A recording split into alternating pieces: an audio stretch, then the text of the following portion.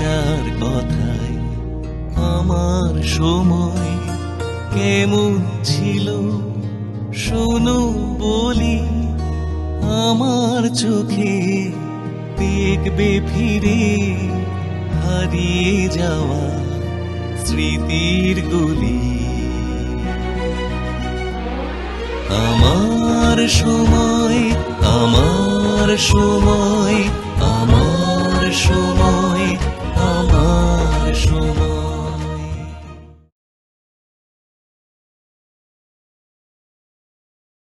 আমি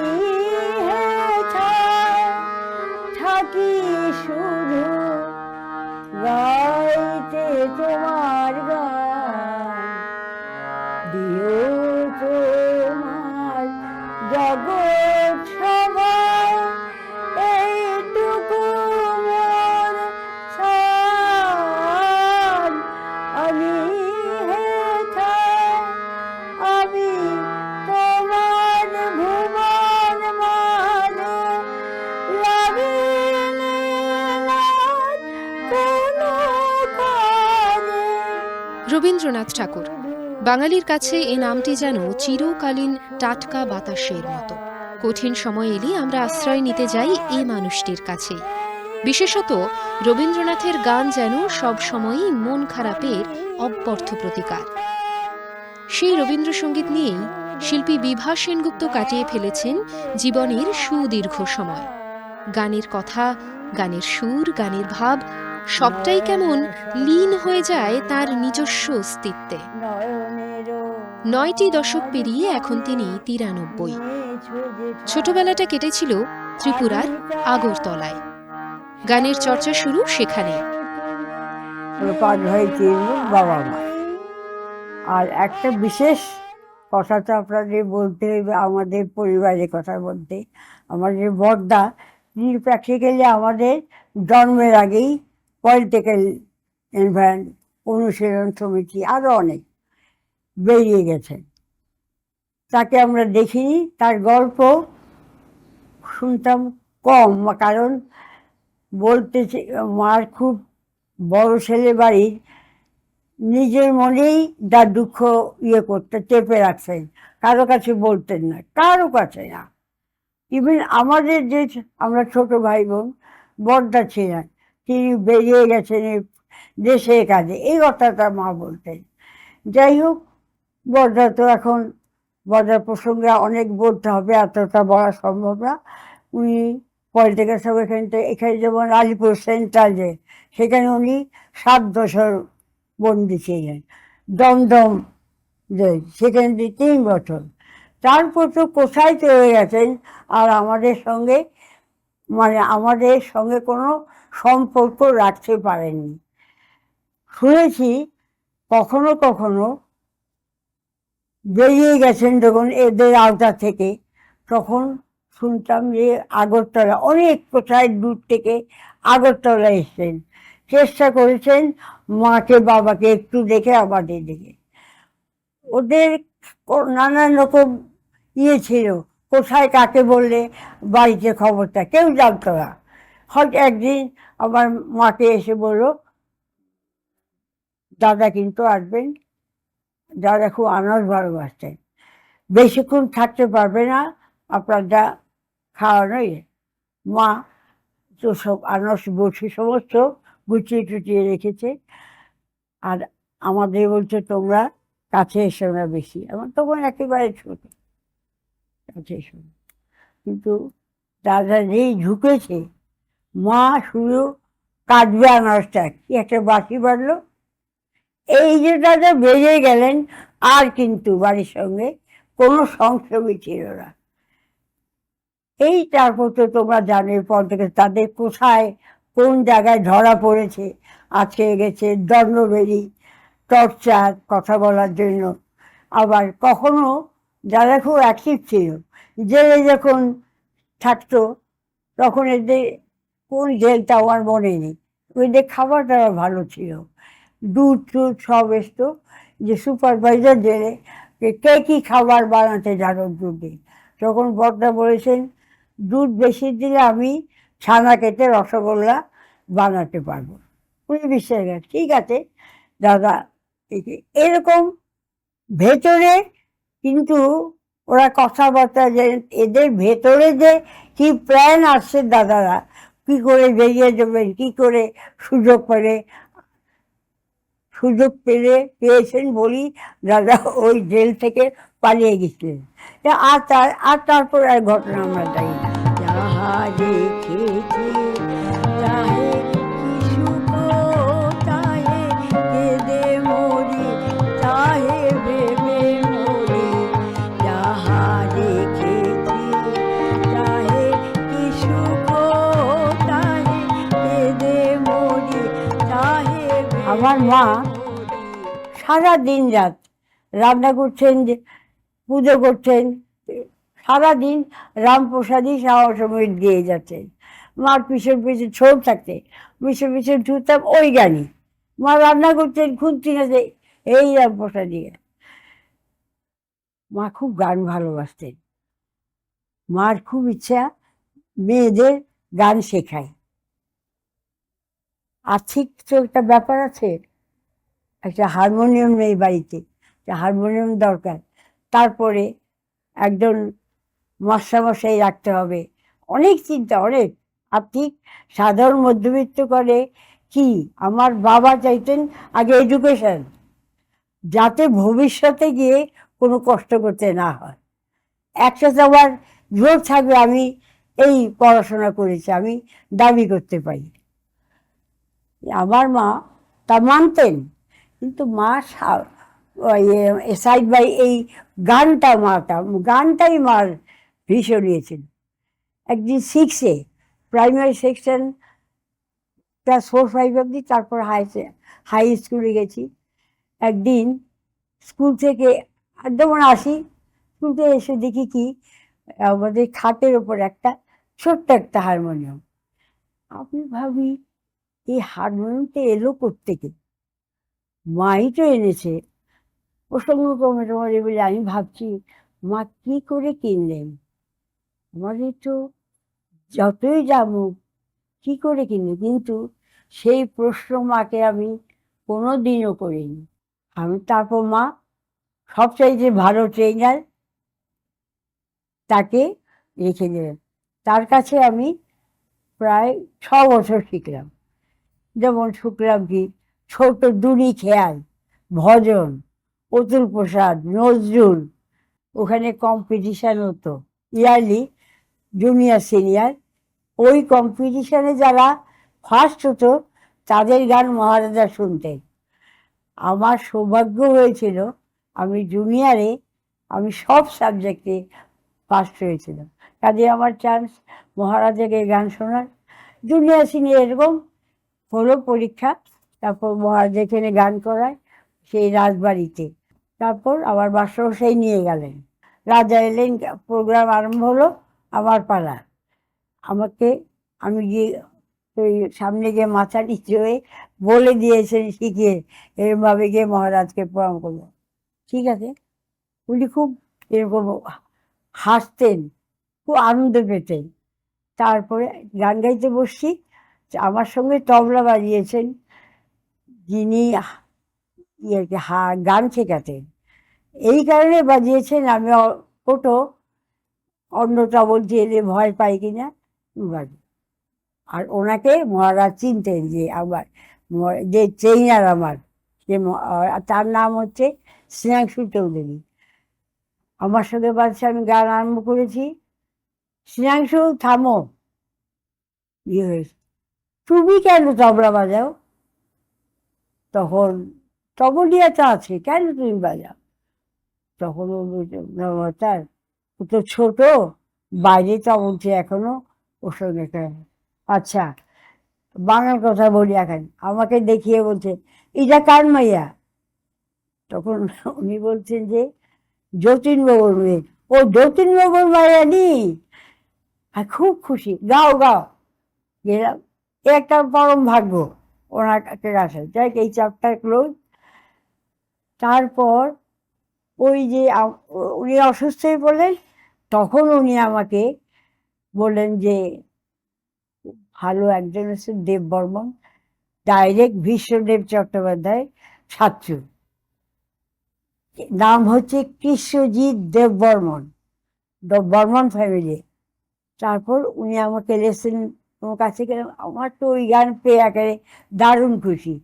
উনি বেশি ছাত্রছাত্রী নিতেন না, আর কারো কাছ থেকে পয়সা নিতেন না, যে প্রশ্নই আসে না ওনার কাছে। কিন্তু ওনার ইয়েতে একটি ছেলে দেববর্মন, অমল কৃষ্ণ দেববর্মন, অসাধারণ কণ্ঠ। ও কলকাতায় রেকর্ডিং করে, ও রেকর্ড বিক্রি হচ্ছে, আর লোকে ওকে বলতো ছোট বর্মন, অর্থাৎ শচীন গচ্ছা এই ছোট বর্মন। অসাধারণ। কিন্তু খুব দুর্ভাগ্য, ওর লিভার ফাংশন, খুব অল্প বয়সে 2টা রেকর্ড বার করেছে, মারা গেছে, চলে গেল। এ খুবই দুঃখের। তারপর আমাকে দিয়ে ওনার রেকর্ড করার, রেকর্ড কোম্পানির সঙ্গে কত ওদের চিঠি আসছে। রেকর্ডিংয়ের উদ্দেশ্যে 5-এর দশকের শেষ দিকে কলকাতায় চলে এলেন বিভা সেনগুপ্ত। কিছু বছর আগেই জোড়াসাঁকো ঠাকুরবাড়ির চত্বরে তৈরি হয়েছে West Bengal state academy of dance, drama, music and visual arts, যা পরবর্তীকালে হয়ে উঠবে রবীন্দ্র ভারতী বিশ্ববিদ্যালয়ের অংশ। শেষ পর্যন্ত রেকর্ডিং না হলেও সেই প্রতিষ্ঠানে ভর্তি হয়েছিলেন তিনি। ইন্দ্রমিতে আমার একজন কাজিন সিস্টার, খুব কর্মঠ মহিলা, পার্টি ফার্টি করতেন। এসে বাড়িতে আমার দাদাকে বলছে, শিবু ও প্র্যাকটিস করুক রাগ প্রধান, যখন সুবিধা হবে ওর সব কিছু, তারপর তো সব কিছু না করে তো একটা কোম্পানিতে যাওয়া যায় না, এটা সময় লাগবে অনেক। আমি একটা বলছি, রবীন্দ্র ভারতী থেকে একটা অ্যাডভার্টাইজমেন্ট বেরিয়েছে, ডান্স ড্রামা মিউজিক। ওখানে কিন্তু সমস্ত বড় বড়, যেমন অমিয় রঞ্জন বন্দ্যোপাধ্যায় ক্লাসিক, তানসেন পান্ডে ধ্রুপদ, আর রমেশ বন্দ্যোপাধ্যায় অরিজিনাল, আর নজরুল হচ্ছে চিত্তরায়, নজরুল অর্থাৎ উনি একেবারে নজরুল সাংঘাতিক। তারপর রবীন্দ্রসঙ্গীত মায়া সেন, কীর্তন হচ্ছে পঞ্চানন বাবু আর পঞ্চানন ভট্টাচার্য আর পরেশ বাবু, এরা সাংঘাতিক, একদম টপে সব। বলে তুমি আজই অ্যাপ্লাই করে দাও, অ্যাপ্লাই করো, চিঠি এলো, ইয়ে করে তারপরে ইন্টারভিউ। আমিও বললাম, দাদাও বললাম যে রবীন্দ্রভারতী, রবীন্দ্রনাথের গান জানি না। এই অ্যাডভার্টাইজমেন্ট করে আমি যখন ইন্টারভিউ দিতে ঢুকেছি, তখন মা আসেননি, সবাইকে ইন্টারভিউ নিতে। আমাকে বললেন, বিভা না, তুমি কোন গানটা গাইবে? তখন আমি বললাম, দিদি আমি তো রবীন্দ্রনাথের গান জানি না। অবাক হয়ে গেছে, সে কি রবীন্দ্রনাথের গান আমি না, তুমি কি গান জানো? তখন আমি বললাম যে যেই ভীষ্মদেব চট্টোপাধ্যায় বলেছি। আমি ভীষ্মদেব চট্টোপাধ্যায়ের একদম খুব ক্লোজ ছাত্র ছিলেন কৃষ্ণজিৎ দেববর্মন। তিনি গান রচনা করতেন, গানের অসাধারণ, ওই ঘরানার সুর দিতেন। কাজে বুঝতেই পারছেন বিশ্বদেবের, তখনও উনি একদম বিশ্বদেব ঘরানা, আমি ডাইরেক্ট ছাত্র। উনি কৃষ্ণজিৎ দেববর্মন, ও দেববর্মন, ও তখন উনি খুব ওই শচীন করতে খুব মাসেন, খুব কোয়ালিফাইড, শান্তিনিকেতনে কিন্তু সমস্ত। বলে ঠিক আছে একটা গান করো, সাপা টিপে করো। আমি সাপা টিপে কোনদিন করি না, আমার কোনো অসুবিধা নেই। আমি ভাবছি আর রবীন্দ্রনাথের গান জানি না, এখানে কোনো আমার চান্স নেই। কাজে আমি সাপা টিপে গান শোনার পর আবার বলছেন যে ওনার কথা উনি লিখেছেন। আমি হ্যাঁ বললাম আপনাকে, আর সুর আমি ওই ঘরানায়, গান শুনেই তো বুঝেছি কোন ঘরানা। উনি অনেক, শুধু রবীন্দ্রনাথের গান করতেন না, নানান রকম গানের সংকলন ওনার কাছে। তারপর চুপ করে আছে, বল ঠিক আছে যাও, এরম। আমি ভাবছি কি আর আমি তো এটার দিকে ঝুঁকিনি, রবীন্দ্রনাথের গান সম্বন্ধে আমার তো কোনো ধ্যান ধারণা নেই, কাজে এখানে ঝুঁকিনি বেশি। কিন্তু চিঠি এলো সিলেক্টে। তখন আমার দিদি বললেন ভর্তি হয়ে যাও, এখানে যখন হবে। ভর্তি হয়ে গেলাম। আমার তো খুব আনন্দ, তারপর রবীন্দ্রনাথের গান শিখবো, এটা নতুন জেনে নাও। আমি বাবাকে লিখে দিলাম, বাবা এবার রবীন্দ্রনাথের গান শিখবো। তারপরে মায়েদি গান লেখালেন, কোন খণ্ডের গান, কি পর্যায়ের গান, কোথায় তাল পড়বে, তারপরে কোনো রাগ স্থিত কিনা, এভরিথিং করে আমি, দেখো এই গানটা তোমাদের লিখিয়ে দিলেন সবাইকে। গানটা উনি একবার গাইলেন, সবাইকে শোনায়, ওনার ট্রেনিং দেখো, গাইলেন। তারপর গানটার অর্থ উনি সব স্টুডেন্টকে এরকম বুঝিয়ে দিলেন, এই বলেছি, এই চাইছি। আমি ভাবি এরকম তো কোনোদিন পাই না, এরকম ভাবে তো কেউ, ক্লাসিক শিখেছি, রাগ রাগিনী কোন রাগ বলে দিয়েছেন, এটা এখানে এরকম ঝুঁকি, এই বিরুম এখানে বিস্তার করতে পারি, কিন্তু এই ধরনের লেসন তো পাইনি। তারপর উনি বললেন যে আমি সবটা গান গেয়ে তোমাদের শোনাই, তারপর 4 লাইন করে করে এক এক দিন 4 লাইন দিয়ে দেবো, তোমাদের ধরবো, পরের দিন হবে। ঠিক আছে। আমি তো তখন এই যে রবীন্দ্রনাথ সঙ্গীত যে এত কঠিন এটা বুঝিনি। সাথে আজি সঘন শ্রাবণ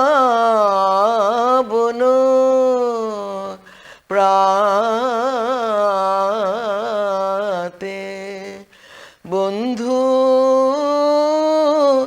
রহ রহ সাথে। তারপর ক্লাস হয়ে গেল, ক্লাস থেকে উনি বেরিয়েছেন, ওনার পেছন পেছন আমি কিছু, দি আমি পারবো না, আমার ছেড়ে দিতে হবে। উনি কিচ্ছু বলেন, শুনে গেছে। আচ্ছা, আমার ওনার উত্তরে কোনো হচ্ছে না, আমি বুঝতে পারছি না, উনি কোনো কথাই বলছে না।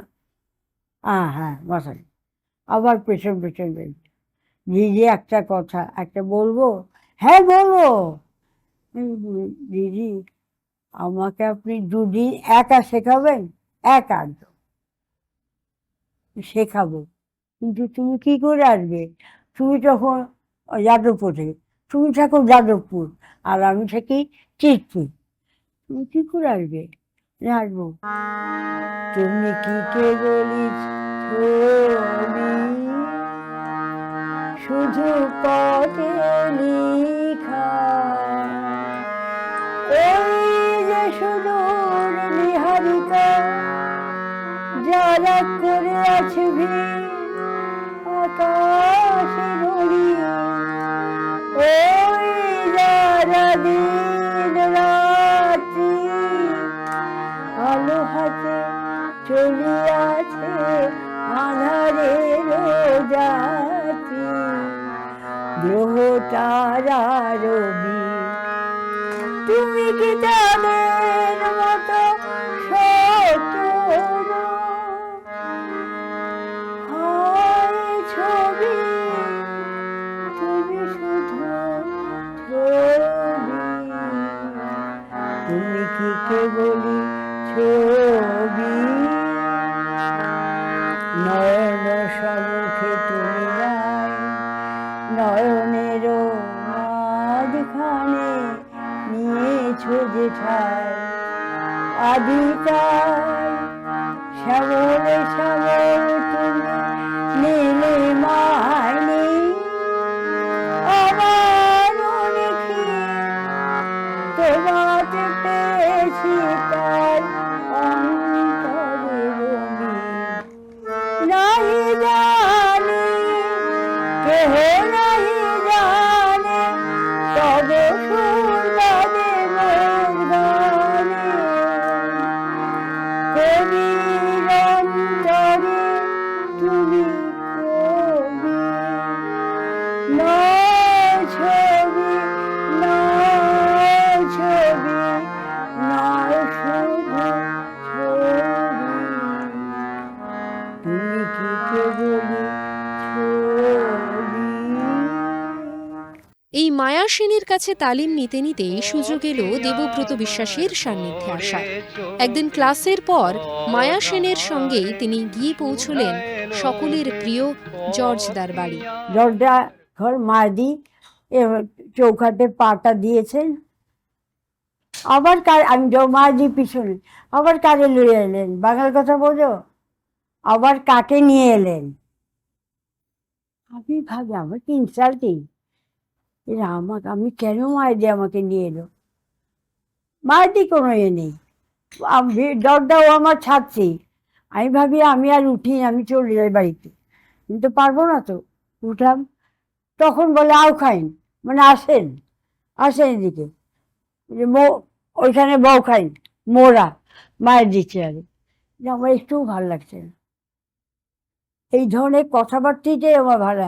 আমি তোমরাকে চিনি না, জানি দেবব্রত বিশ্বাস, তো উনি বাঙাল কথা কেন বলছে, আমি তো কাঠ বাঙাল। কিন্তু আমি ভাবি আমাকে, আমার জন্য কি তাদের ভালো না, উনি তো আমাকে দেখেনি কোথার থেকে। তারপর মায়েদি বলেছেন ও আমার ছাত্রী জর্দা, ও এবার রবীন্দ্রভারতী থেকে এমএ পাস করেছে। আরে করছেন কি, এত বড় একটা পণ্ডিতের উপরে লয়ে আইছেন, মানে আর কি করেছেন কি, এমন একটা বিদ্যার লোককে নিয়ে এলেন এখানে। মায়ের দিকে নেই, এই সমস্ত কথার মায়ের দিকে নেই। তারপর মায়েরই বলে যাচ্ছে জর্দা ও কিন্তু বর্ণের বটাব এখানে না, ও ত্রিপুরা আগরতলা। যেই আগরতলা শুনি, আগরতলা বলে ওইটা তো আমার দেশ। আমি ভাবি উমা, কোনোদিন তো নাম শুনিনি, উনি তো ময়মনসিংহের লোক, এটা জানতাম। কেন বললে, আমি তো প্রতিবাদ করতে পারি না, আপনি কেন কি উত্তর দেবেন জানি না। চুপ করে সব মেনে কথাবার্তা, ও আচ্ছা একটা গান করেন। তখন আমার ভয় পেয়ে গেছি, একদিকে মায়া সেন, একদিকে এত বটে, গান আমাকে গাইতেই হবে, গান নিয়ে গিয়ে আমি পার পাবো না, অসম্ভব ব্যাপার। আমি ভাবি কিভাবে, বাইরে বলে গাও গা, উনি বলছে গান গান, একটা গান গান আপনার যেইটা ভালো লাগে, মানে যেটা আপনার ভালো লাগে সেই গানটা। তারপর আমি ভেবে চিনতে, তুমি যে আমারে চাও, আমি কিভাবে তাল ফাঁক দেখি, তুমি যে আমারে চাও আমি সে জানি, কেন যে মোরে কাঁদাও আমি সে, এটা জর্দার ঢঙে জানি। আমি এই করে গানটা গেয়ে গেলাম। জর্দা এই যে 2 লাইন কি 3 লাইন, যাতে আমরা গানটা মুখস্থ রাখতে পারি, খাতা দেখে না। ওই 2 লাইন 4 লাইন যে লিখিয়ে দিলেন আজকে, পরের ক্লাসে উনি গানটা কিন্তু দেখে গাইতে দেবে না, তাহলে আউট একদম। ওই 4 লাইন কিন্তু গাইবে, যদি একটু ভুল হয় দেখে দেবেন, কিন্তু ফাঁকি দিতে পারবেন না। আমি বলে দিয়েছি খাতা না দেখে গান, যে করেনি সে চুপ করে বসে আছে, তাকে দেখাননি। কবে দেখাবেন, ওই 4 লাইন পরে ক্লাসে যদি ঠিক মতো না দেখে দিচ্ছে তবে ক্লাসে, আদারওয়াইজ শেখাবেন, পরিষ্কার না। কেহ তো বলে না, করে শুধু মিছে কোলাহল, সুধা সাগরে তীরেতে বসিয়া পান করে শুধু হলাহল, তোমার কথা হেথা কেহ তো বলে না, করে শুধু মিছে কোলাহল, সুধা সাগরের তীরেতে বসিয়া পান করে শুধু হলাহল, তোমার কথা হেথা কেহ তো বলে না, করে শুধু মিছে কোলাহল।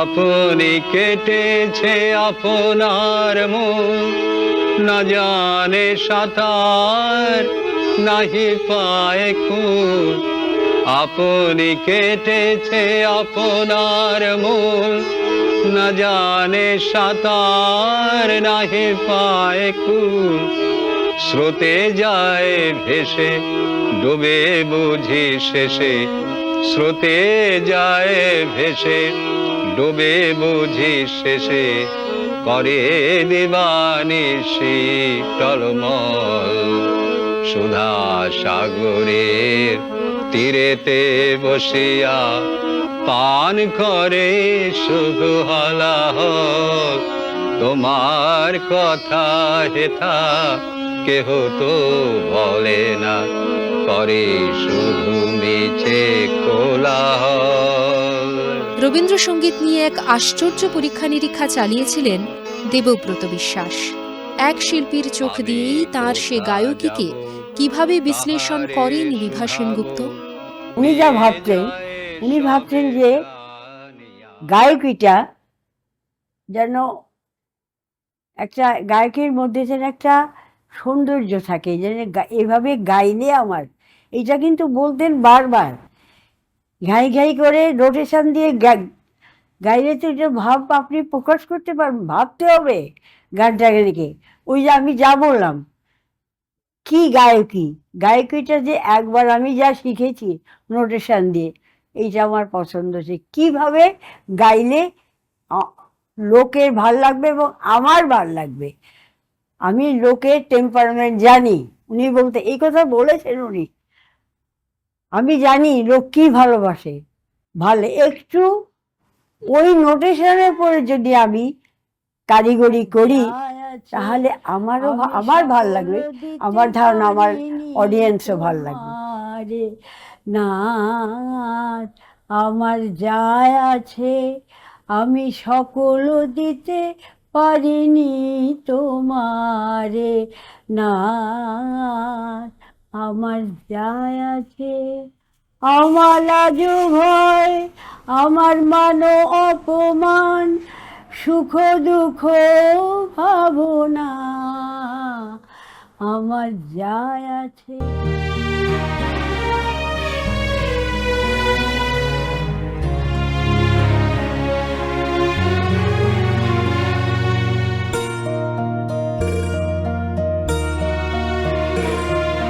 সাদা কালো সেই দুনিয়া যা লেখানে ইতিহাসে, অতীত ছুঁয়ে সময় আমার বসবে সে তোমার পাশে।